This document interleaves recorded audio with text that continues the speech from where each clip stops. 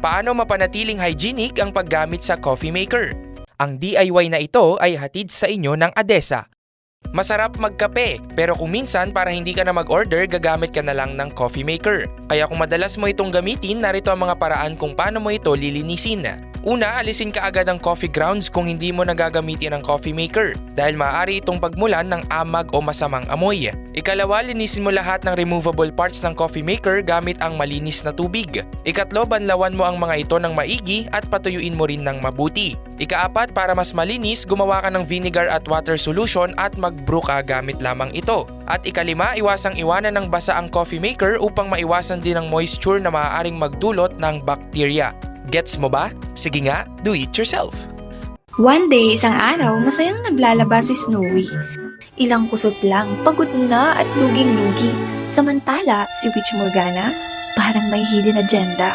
Si Witch Morgana, here to save the day pala. Just a quick tap on her phone, so fast! Washing machine ni Snowy is here at last.